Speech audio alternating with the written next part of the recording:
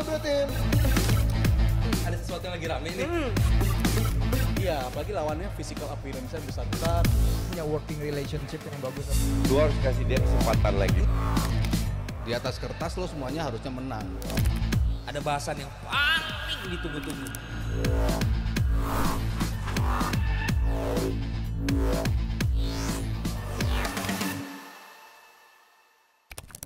Ya. Terima kasih sekali lagi dan kita lanjut nih ke Manchester United yang kemarin Langsung banyak yang nonton unbeaten di Europa League Di Liga Malam Jumat ya. Malam Iya. Jumat, tapi finalnya di malam Kamis. dia. Itu yang mereka lupa.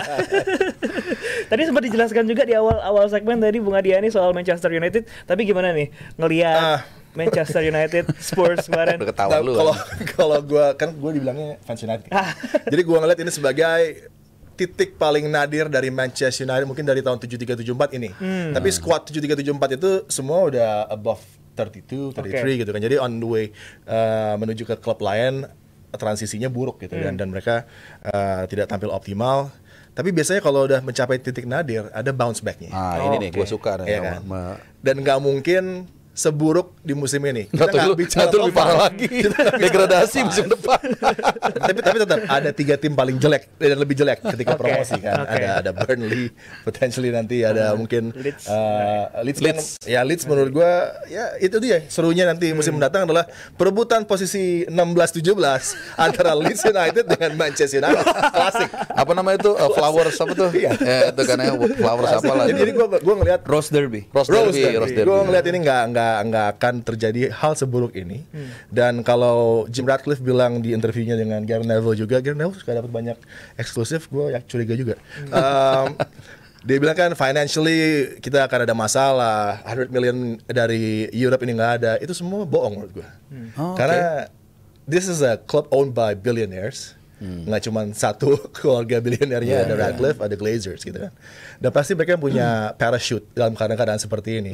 Apalagi mereka juga harus bekerja keras nanti untuk bisa melakukan deal transfer di summer ini untuk Rashford, untuk Jadon Sancho, untuk Anthony.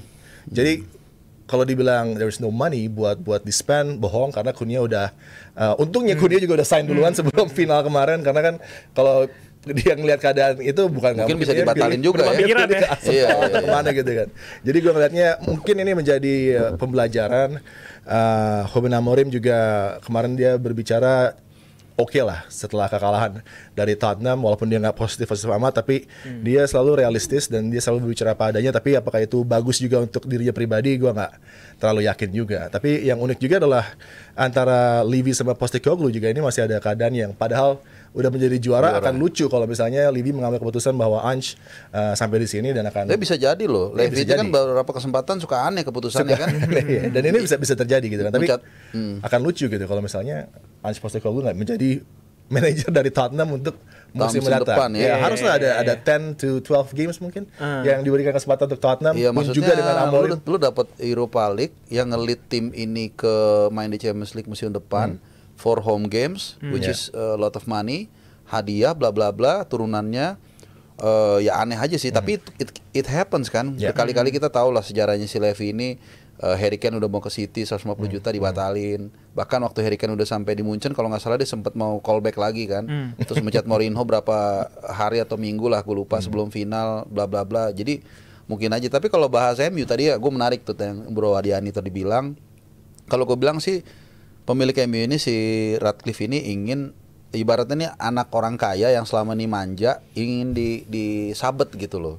Benar yang dibilang, gue yakin itu bagus banget point of view-nya. Artinya nggak mungkin mereka nggak ada duit. Cuman kan ini nggak bisa dimanja terus nih. Lu nggak ada prestasi tapi mau treatment seperti dulu. Kalau dulu oke lah, Ferguson bilang A ya diturutin karena outputnya ada gitu loh. Sekarang kan nggak gitu. Cuman memang faktanya tapi ada juga bro. Pukulan telak dari kegagalan mereka lolos atau menang di Europa League ini kan. Kita udah baca semua mungkin denda dari Adidas berapa karena mereka nggak bisa masuk ke UCL. Kemudian loss opportunity uang yang mungkin mereka dapat juga mereka nggak bisa segala macam. Maka terakhir ya gue kalau ditanya apa solusinya memang agak pusing pala ya. Ini benar-benar berapa kali gue mencoba. Ya lu bicara tactical oke, si ini nggak begini nggak bagus tapi masalahnya kalau nggak bagus main itu di zaman Ferguson juga ada juga kalahnya kan. Cuman secara umum tim ini memang nggak punya roh. Jadi apa yang dikatakan oleh Ronaldo dan Mourinho dulu yang sering kita dengar bahwa ini tim lu suatu saat akan tahu nih hancur banget. Kan Mourinho pernah ngomong gitu kan. Dan pencapaian gua juara Europa League ini adalah yang terbaik yang mungkin bisa dilakukan. Nanti lu akan tahu dan terbukti ketika mereka Europa League gagal juga. Gitu. Jadi ya kita akan lihat mungkin revolusi yang harus dilakukan MU musim depan sih. Kalau mereka mau compete lebih baik lagi. Cuman tadi memang menarik yang dibilang Bro Adiani. Mereka ada di titik nadir. Mungkin ini adalah posisi paling hina. MU sepanjang sejarah mereka mungkin. Paling nggak dalam 30-40 tahun terakhir lah ya. Cuman nah kalau mau lihat dari sisi positif, jangan-jangan ini udah nggak ada lagi di bawahnya. Jadi yang ada hanya tergelapnya ya. Iya, artinya kan yang ada hanya naik dan naik. Mudah-mudahan seperti itu buat pendukung MU. Mas Aldi dari tadi ketawa-ketawa kayak udah nggak tahan ini. Tapi kalau ngebahas soal matchnya kemarin di babak pertama, kayaknya si Spurs masih lebih efektif dan juga terbukti 1 gol mereka ciptakan. Dan kalau kita lihat dari starting line up dulu deh, kemarin di bench ada Garnacho, ada Ugarte, ada Maino. Apakah ini salah start dari awal nih Mas Aldi? Benar-benar. Kenapa nih? Tadi ngomong apa sih? Bagus nih konten. Ayo lo. Bagus nih konten nih. Aduh, apa pertanyaan lu tadi? Gue lagi baca ini nih komentar-komentar nih. Aduh. Tapi memang di algoritma tuh gila ya. Semua yang ngebully MU parah banget ya. Itu bener-bener match kelar nih. 15 menit kemudian udah banyak kontennya. Bukan gue doang kan. Emang semua yang parodinya lewat semua ya. Aduh. Kaliber El Clasico. Lucu-lucu nih komen tuh. Sampai aduh. Gimana kalau ngelihat dari line up dulu? Nggak penting. Tuh kan. Nggak penting siapapun yang mau dimainkan. Ini 2 tim gak layak di final. That's it. That's it. Spurs layak lah. Itu berarti berbicara sendiri tentang bagaimana buruknya Europa League. That's it. Karena kebanyakan peserta di Champions League. Dan turunan yang Dan turunannya nggak bisa ikut ke Europa League. Lo setujunya harus turun. Gue setujunya nggak berubah. Iya, gue juga setuju kalau ini. Gue setuju Liga Champions gak berubah. Cuman gue nggak mau fokus ke sana. Gue pengen fokus ke dua tim ini. Dua badut ini. Dua apa? Badut. Wow. Ya ini ya kenapa gue bilang pada akhirnya gue nggak melihat MU di final dan gue nggak setuju waktu Adi ngomong finalnya bakal Europa League itu Spurs sama MU. Gue bilang janganlah kalau bisa. Dan itu gue bilang bakal jelek banget. Dan itu bakal jelek banget gitu. Cuman gue harap paling enggak ya yang lain lah gitu, mendingan Bilbao sama Bodo Glimt kalau begini kan. Ini semua salah Lazio sebenarnya. Salah Lazio sebenarnya.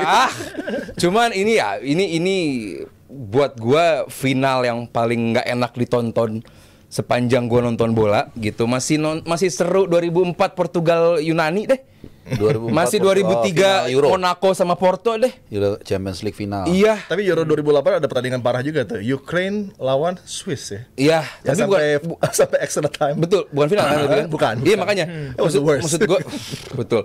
Cuman ini 2 tim yang emang gak layak di final. Cuman balik lagi itu nggak penting buat Spurs. Spurs gak penting main bagus. Spurs gak penting main menciptakan banyak peluang. Gue waktu di Si Today gue bilang ini Spurs harus clinical karena mereka tahu mereka nggak akan menciptakan banyak peluang.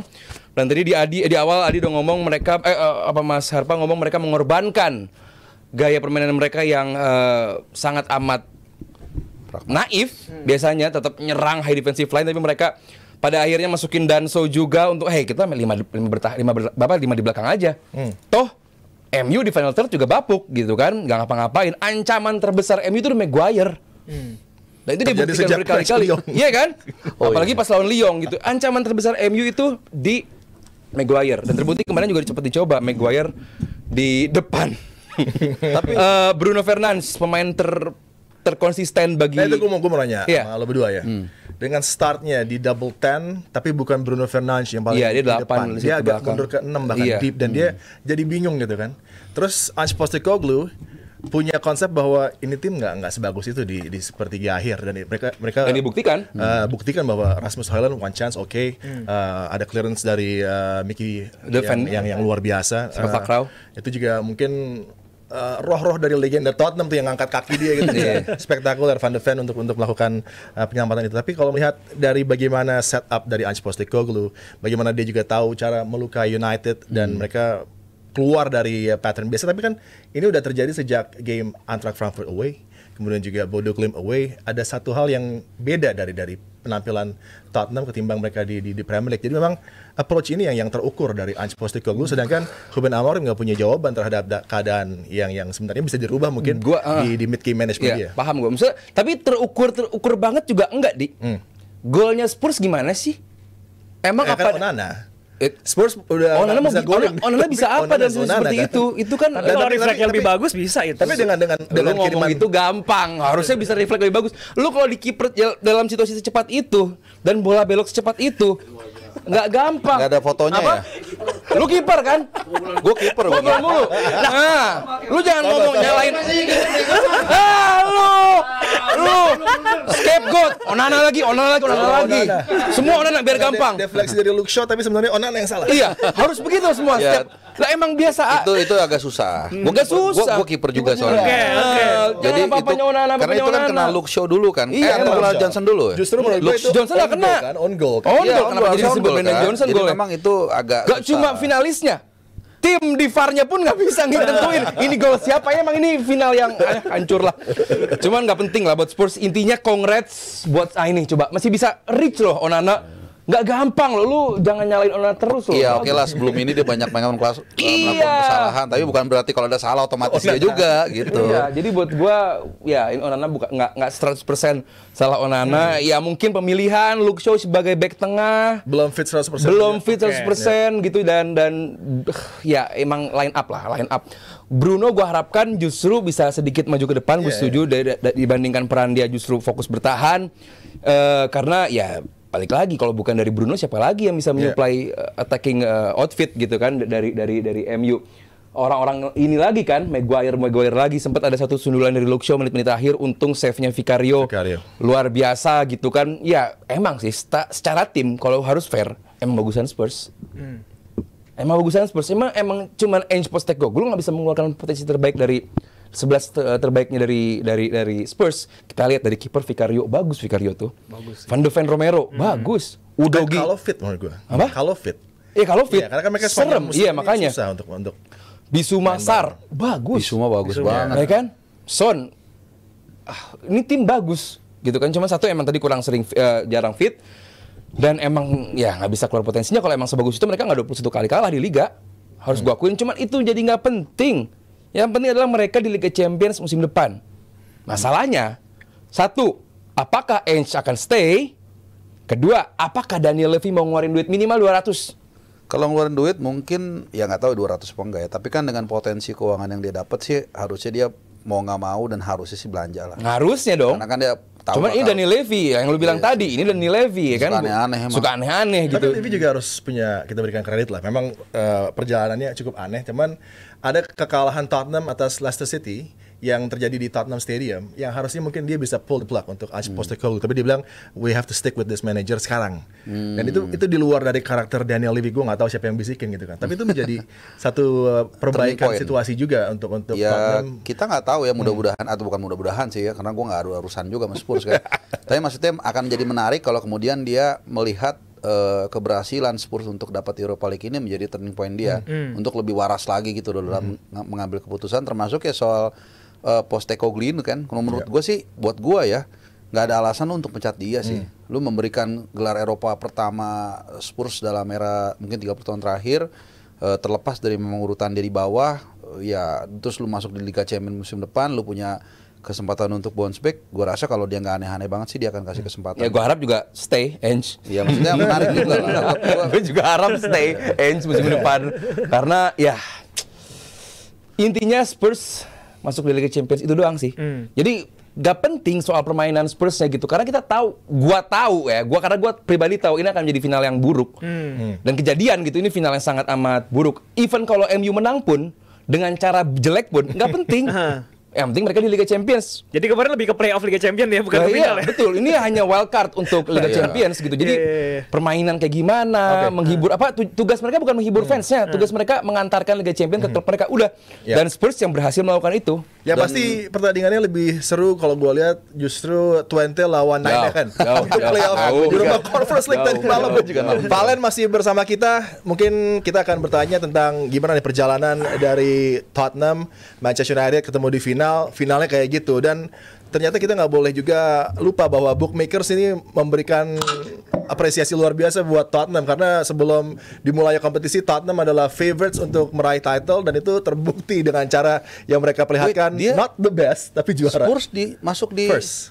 Wah, Bookmakers first gila, favorite. itu sih plot twist Dengan banget. gaya permainan seperti kemarin, wow. Konspirasi teori ya kan. Valen udah nyampe hotel kayaknya. Siap. Yes. Gimana pandangan lo tentang final yang kemarin yang mempertemukan Tottenham dengan United dengan resultnya juara nih Tottenham? Gua serahkan kepada expert yang ada di video. Tapi konklusinya ada yang berpesta itu yang ada di Newcastle, yang ada di Crystal Palace, yang ada di Spurs, dan yang besok ada di Liverpool. Jadi mau bagaimanapun jelek itu final buat para fansnya sesuatu yang sangat mahal dan sangat berarti. Iya, betul. Ya. Mungkin itulah kenapa Arsenal tidak juara di Champions dan United tidak juara di Europa League. dua-duanya tidak juara di mana-mana. Fokus Spurs sama MU yuk. Karena merasa dirinya itu ada di level tertentu, padahal nggak sanggup. Nggak sanggup menang lawan Mungkin Arsenal termasuk Liverpool. pandit-panditnya. Ngomenin ini jelek itu jelek, tetap aja tim lu nggak ada di situ. Liverpool berapa kali menang sama Arsenal musim ini? Belum pernah deh, kayak imbang terus ya. Oh. Draw 2 kali 2-2. Iya. Jadi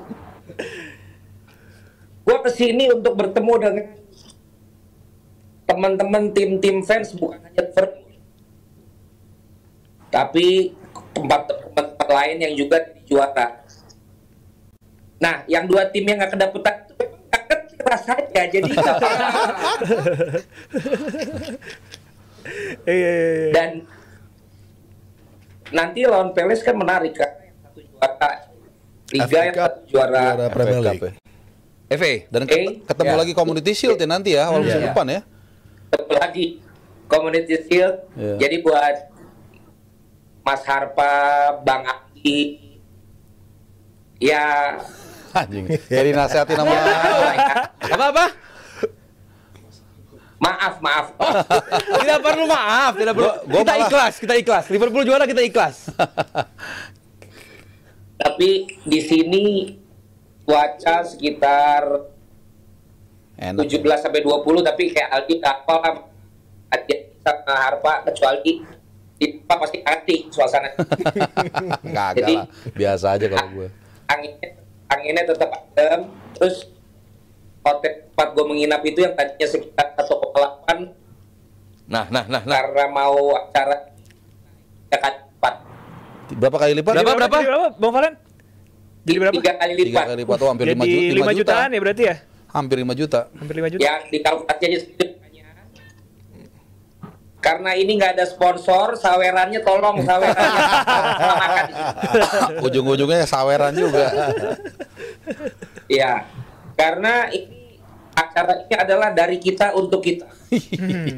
Iya. Nah, teman-teman nih kalau misalnya putus-putus nih, berarti gue perlu dana buat beli provider di sini Betul. Ayo dong, sabarannya Betul. tim, sabarannya. supaya kita ISL nanti. Jadi jangan malu-malu kalau mau nyawer.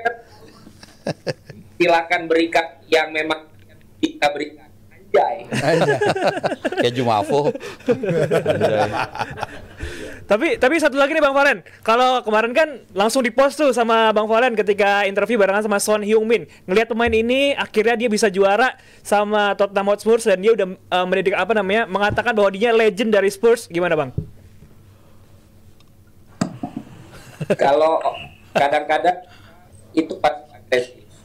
Apa? Pasif agresif. Pengen bilang legend, tapi karena tadi bilang sombong. Tapi pakai buzzer supaya dia ngomong legend. Nah jadi kalau Son menurut gua Wajar-wajar aja. karena dibanding final 2013 2000 berapa? 19. Liverpool. dia dan mungkin tidak pemain yang masih bertahan dan sekarang jadi pemain yang merantau, dan dia bilang gini loh, jangan dipotong kali hari ini aja mungkin aja saya bisa dibilang sebagai Ya. dan menurut gue benar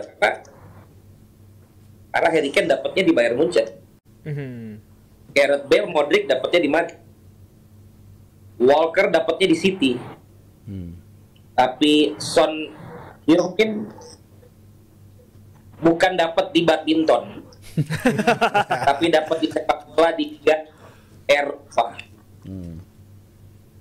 Jadi wajar dia ngomong begitu, Frank. Iya, iya. Dengan Salah, Dava. Thank you. Nah, langsung nih masuk 50.000 nih. Agenda Masuk, besok masuk. mana aja Bang? Agenda besok Bang? Agenda besok. Itu pertanyaannya. Gantung saweran malam ini. Oh ya, oke. Itu dia. Oke. Itu dia. tuh udah sampai Kalau nggak nyampe ke 3 juta, Di hotel aja. berarti gue besok di hotel aja. Iya. Udah. Live streaming. Apalagi nanti pas kita live reaction akhir Iya. parade hari Senin. Oh. Kalau misalnya nggak ada sawernya, ya udah kiri aja. pulang.